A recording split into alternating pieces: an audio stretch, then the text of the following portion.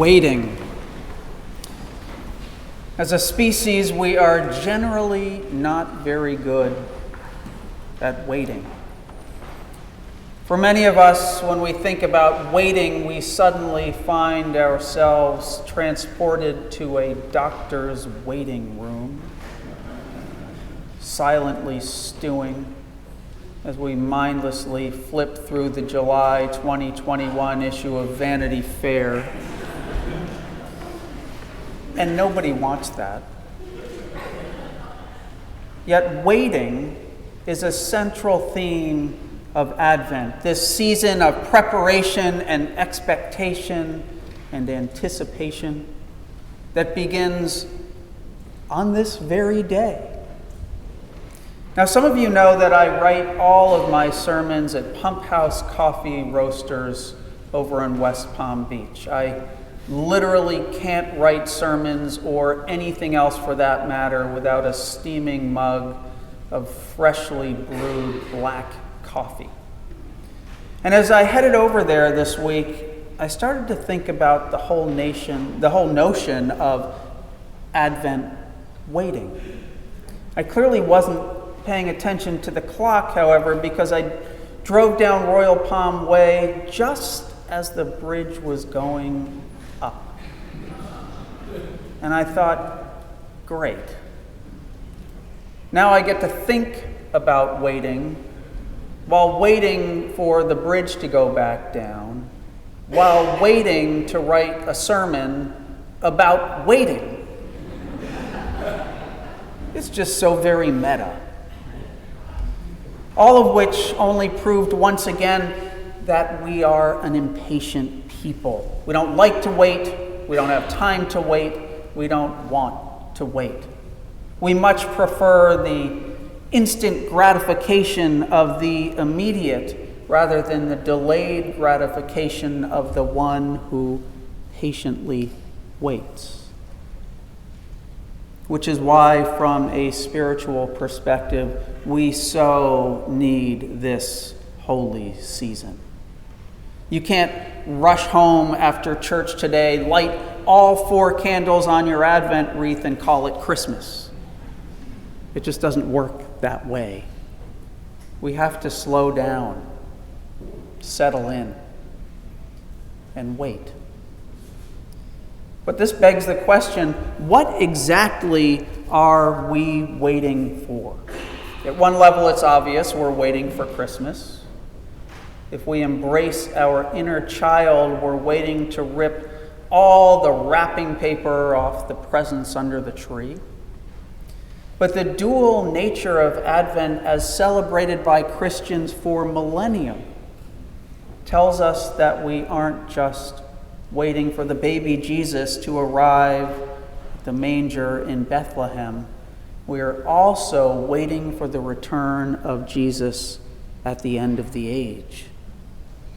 So we remember God entering the world in human form at the first coming of Christ, and we anticipate the return of Christ in great glory at his second coming.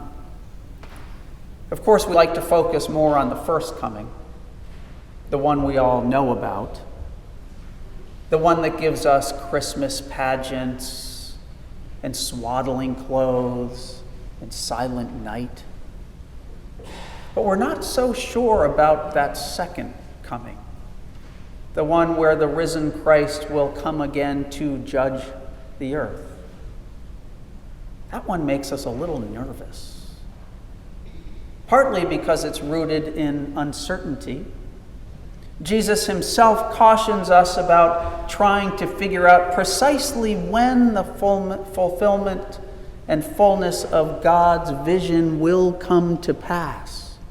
In this morning's gospel passage from Matthew, we hear him say, "But about that day and hour, no one knows."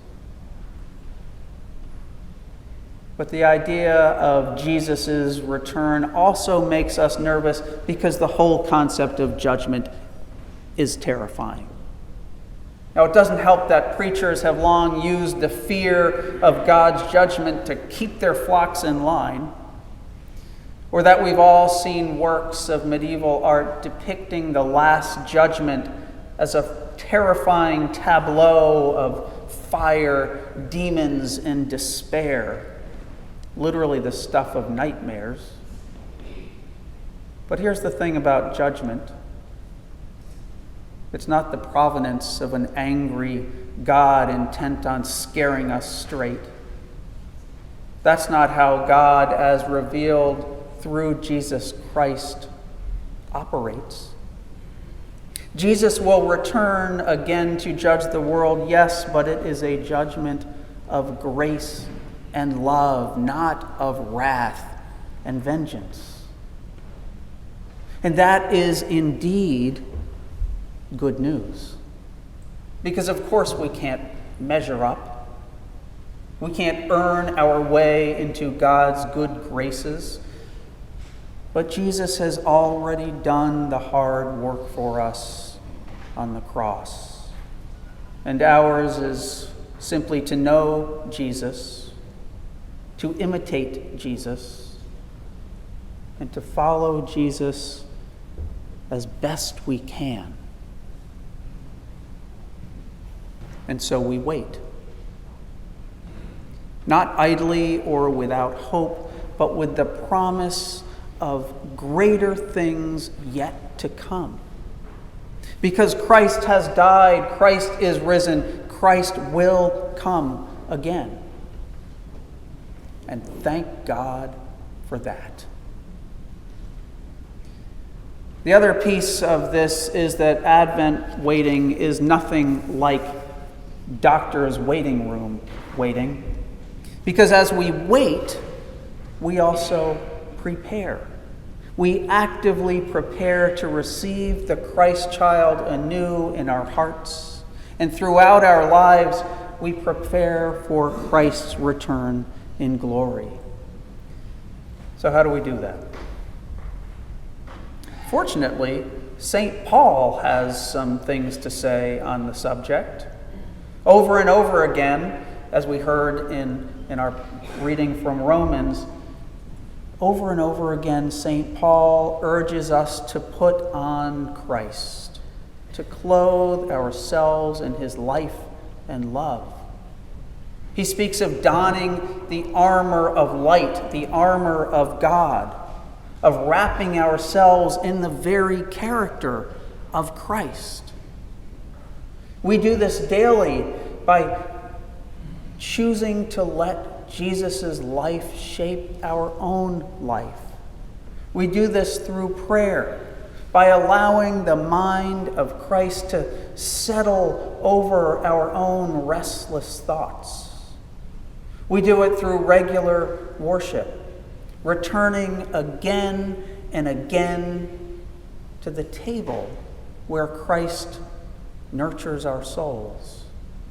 We do it through acts of mercy, letting compassion shine through our interactions with others.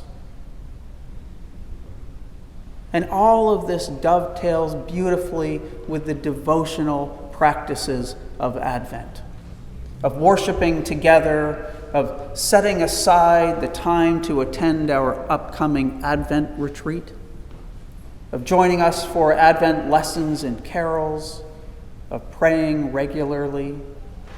Together, we worship, we wait, we watch. If you're new to this community or new to the Episcopal Church, you'll soon realize that as part of our practice of Advent waiting, we don't sing Christmas carols during the 4 Sundays of Advent. Not because we're Grinchy, but because we invite you into this holy time of waiting, into this season of almost but not yet. During the secular madness that surrounds us, and it is already ramping up, right? Allow this place to be your sanctuary, a space where you can truly wait with hopeful anticipation rather than frenzied distraction. I invite you to embrace this holy season, to embrace the waiting. It takes intentionality. It takes slowing down. Because out there, beyond these four walls, the culture is already screaming Christmas, with all the impossible to meet expectations, the forced holiday cheer even when you're not feeling particularly merry, the nostalgia that never seems to mesh with our own reality. But in here, we're waiting and watching and keeping Advent together. Let's dare to wait differently this season. Let's wait with hope instead of hurry. Let's wait with an eye towards the one who is to come rather than focusing on everything that needs to get done. Our Lord's birth is worth waiting for and preparing for and hoping for. It will change the world. And in the process, if we let it, it will also change our lives.